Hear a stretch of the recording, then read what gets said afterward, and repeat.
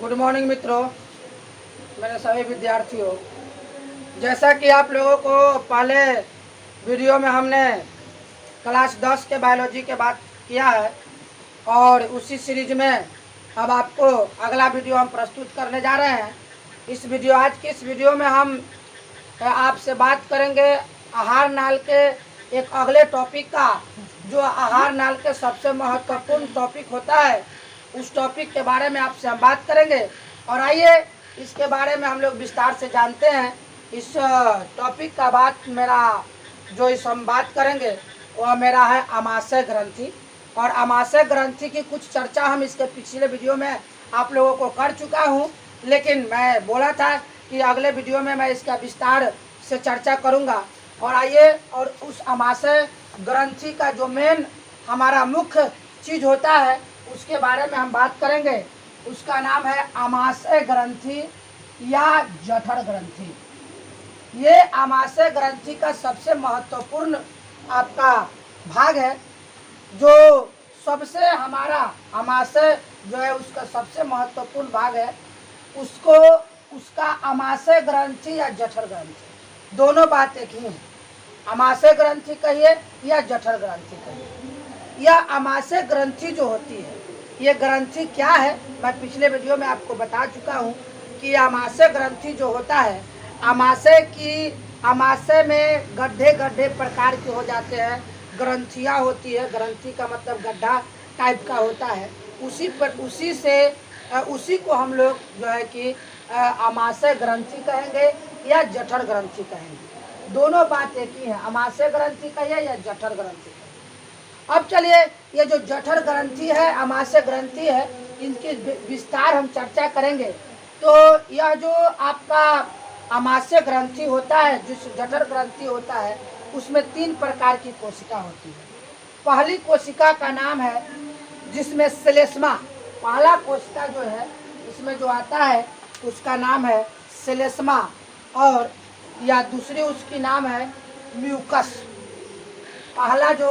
इसका पहला कोशिका होता है उसका नाम है श्लेष्मा होता है। इसका दूसरा नाम हिंदी में म्यूकस। दूसरा जो इसकी कोशिका होता है उसका नाम भित्तीय कोशिका है, भित्तीय, या इसका दूसरा नाम एक और है आपके सिलेबस के अनुसार अम्लजन कोशिका। और तीसरा जो हमारा है वह मुख्य कोशिका होता है, जो मेन चीज़ है वह इसका नाम है, जो मेरा मुख्य कोशिका है उसको दूसरे नामों से हम लोग जानते हैं, जाइमेनिज्म।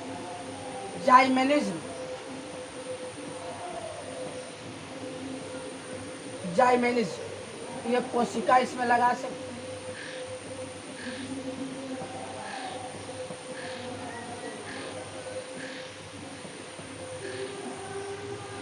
यानी आपको याद करना है कि जठर ग्रंथि जो होती है, जो जठर ग्रंथि होता है या आमाशय ग्रंथि जो होता है, वह आमाशय ग्रंथि, जठर ग्रंथि 3 प्रकार की कोशिका से मिलकर बनती है। पहला श्लेष्मा या म्यूकस कोशिका, भित्तीय आम्लजन कोशिका और मुख्य या जाइमेनिज्म कोशिका। इन तीनों कोशिका से मिलकर हमारा बनता है जठर ग्रंथि। और यह जठर ग्रंथि से जो इन सभी से मिलाकर जो हमारा रस स्रावित होता है, इस रस को हम लोग कहते हैं जठर रस कहते हैं। जठर रस कहा जाता है। एक स्वस्थ मनुष्य में दिन भर में, पूरे एक दिन में 3 लीटर जठर रस स्रावित होता है। एक मनुष्य के शरीर से आमाशय में एक दिन में 3 लीटर, इसको याद करने के नोटेड पॉइंट है कि एक स्वस्थ मनुष्य के शरीर में 3 लीटर आपको जठर रस का स्राव होता है। अब हम चलते हैं कि आखिर ये जो जठर ग्रंथि 3 प्रकार की कोशिकाओं से मिलकर बना है, ये जो 3 प्रकार की कोशिकाएं हैं, इन कोशिका से जो स्रावित होने वाला हमारा जो क्या क्या स्रावित होता है, कैसे कैसे स्रावित होता है, तो इन तीनों से हमारे जठर रस में ये 3 कोशिका है, ये 3 प्रकार की कोशिका है और 3 प्रकार का हमारा हार्मोन या रासायनिक पदार्थ, इसको हार्मोन या रासायनिक पदार्थ कह सकते हैं।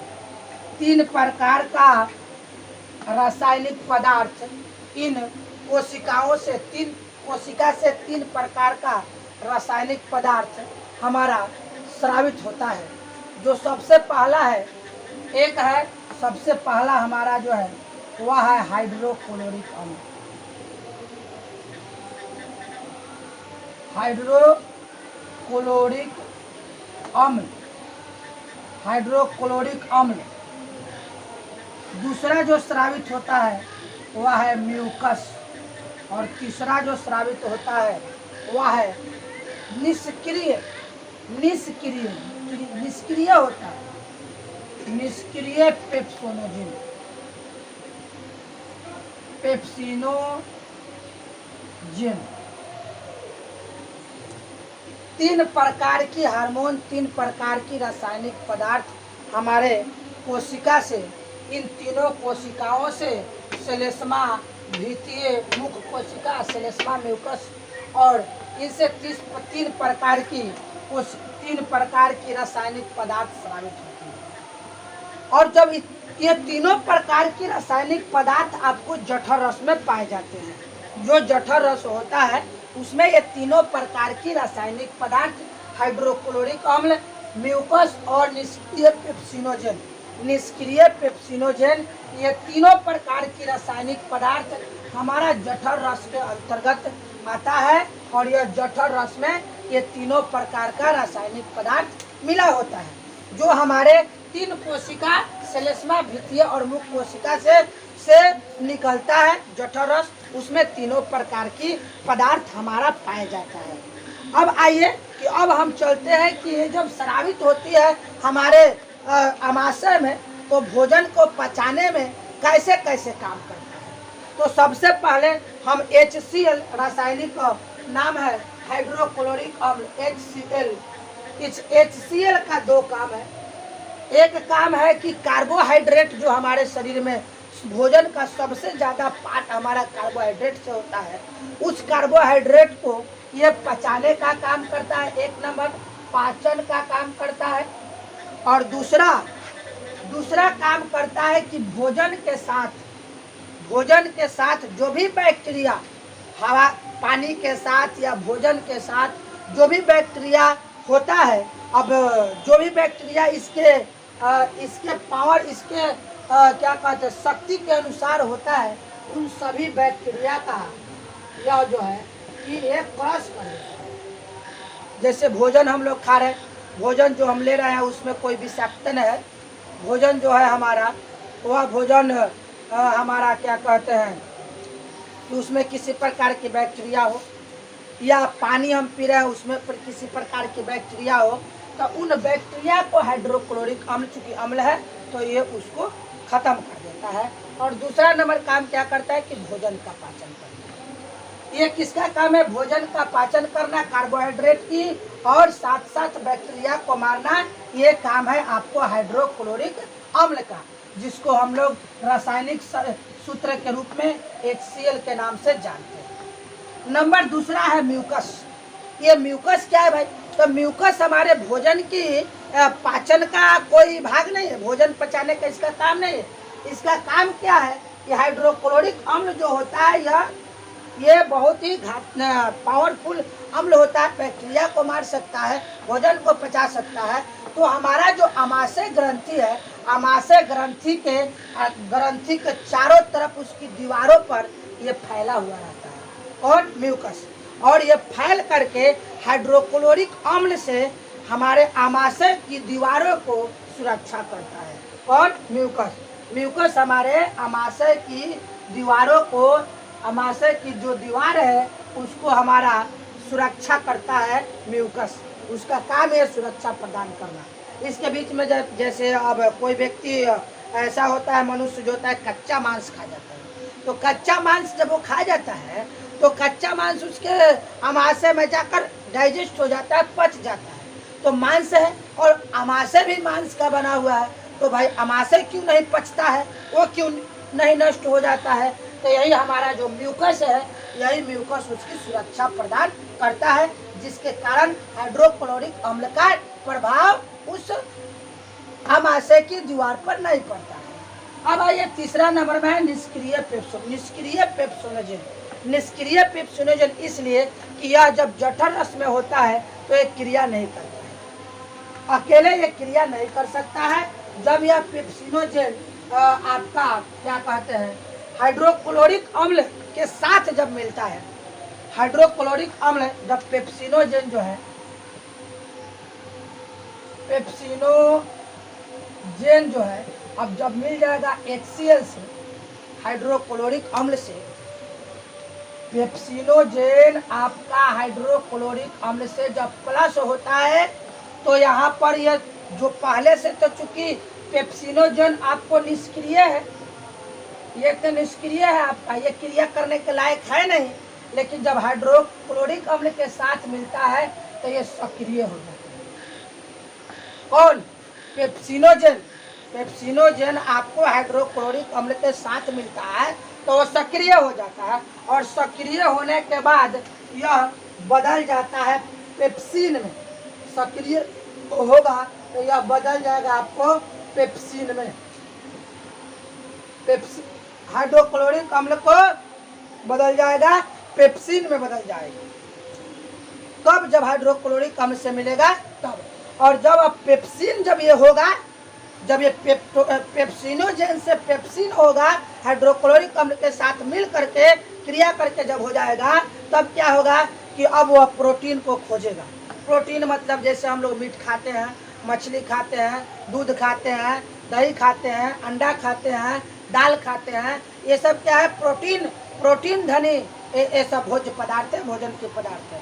तो जब इसको खोजता है और खोजकर इसको पचाना शुरू करता है, अब इसको पचाना शुरू करता है तो जैसे यह प्रोटीन से मिलता है, प्रोटीन से जब वह मिलेगा, पेप्सिन जब प्रोटीन से मिलेगा तो उसको पेप्टिन में बदल देगा, और पेप्टिन में बदलने के बाद उसका पाचन हो जाता है, और इस प्रकार हमारे शरीर में जो भी भोजन जाता है आमाशय में लगभग उनका पाचन हो जाता है। इस प्रकार आपने सभी चीज़ों को देखा कि जठर ग्रंथि कितने कोशिकाओं से मिलकर बना है, प्रत्येक कोशिकाओं से कौन कौन सी रासायनिक पदार्थ हार्मोन स्रावित होता है, कौन क्या करता है, कैसा किसका काम है, ये सारे बात हमने आपको बताया। अब इस जठर ग्रंथि की एक दूसरी मोड़ है, एक दूसरी मोड़ पर जाएगा यह, तो मोड़ पर जाएगा तो आपको उसमें अलग चीज़ करना है। जैसे हम लोग क्या है, हम लोग जैसे बहुत जो व्यक्ति बहुत समय तक कुछ खाता पीता नहीं है, सुबह से सुबह जगने के बाद जब वो फ्रेश होता है, फ्रेश होने के बाद जब वो जगता है तो अपने काम धाम में लग जाता है और बहुत समय तक कुछ खाता पीता नहीं है। जब वो खाता पीता नहीं है तो उसका पेट खाली होता है। लेकिन आपको मैंने बताया कि एक मनुष्य के शरीर में 3 लीटर जठर रस प्रतिदिन स्रावित होता है। तो जब आप भोजन करें ना करें, लेकिन जठर रस का स्राव निरंतर जारी रहता है।